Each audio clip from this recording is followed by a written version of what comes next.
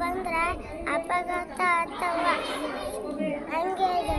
ಮಕ್ಕಳಿಗೆ ಓದಿನಲ್ಲಿ ಆಸಕ್ತಿ ಕಡಿಮೆ ಆಗುತ್ತೆ, ಟೈಮ್ ವೇಸ್ಟ್ ಆಗ್ತತಿ, ಕೆಳಗ ಬುದ್ಧಿ ಹೋಗ್ತತಿ. ನಮಗೆ ಇದು ಇದರ ಜೊತೆಗೆ ಆಟ ಆಡೋಕ್ಕಾಗಲಿ ಪಾಠ ಮಾಡೋಕ್ಕಾಗಲಿ ಇದು ಮನಸ್ಸು ಬರಲ್ಲ.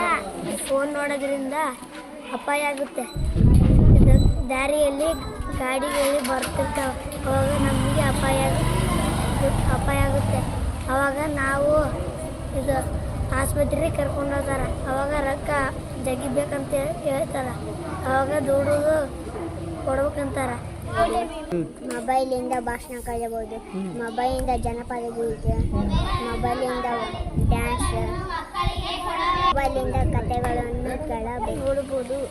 ಟಿವಿನಲ್ಲಿ ಸಾಂಗು ನೋಡಬಹುದು, ಟಿವಿನಲ್ಲಿ ಸಿನಿಮಾ ನೋಡಬಹುದು, ಟಿವಿನಲ್ಲಿ ಚೋಟ ಭೀಮ ನೋಡ್ತೀವಿ.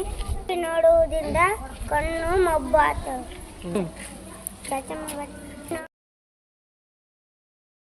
ಓದುವ ಎಲ್ಲ ಜಾಹೀರಾತುಗಳು ನಿಜವಲ್ಲ ಏಕೆ? ಸಾಮಾಜಿಕ ಜಾಲತಾಣ ಮತ್ತು ಇಂಟರ್ನೆಟ್ ಬಹಳ ಜಾಗೃತಿಯಿಂದ ಬಳಸಬೇಕು. ಫೋನನ್ನು ಭಾಳ ನೋಡಿದರೆ ಕಣ್ಣು ಹಾಳಾಗುತ್ತದೆ. ಫೋನನ್ನು ಚಾರ್ಜಿಂಗ್ ಇಟ್ಟು ನೋಡಬಾರದು.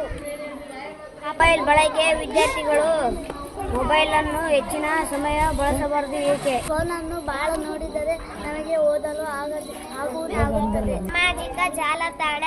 ಸಾಮಾಜಿಕ ಜಾಲತಾಣಗಳಲ್ಲಿ ಬರುವ ಹೆಚ್ಚಿನ ಮಾಹಿತಿಗಳು ಸತ್ಯವಾಗಿರುವುದಿಲ್ಲ. ಚಾಕ್ಲೇಟ್ ತಿಂದರೆ ದಪ್ಪವಾಗುತ್ತೆ ಎಂದು ಹೇಳುತ್ತಾರೆ, ಅದು ಸತ್ಯವಾಗಿರುವುದಿಲ್ಲ.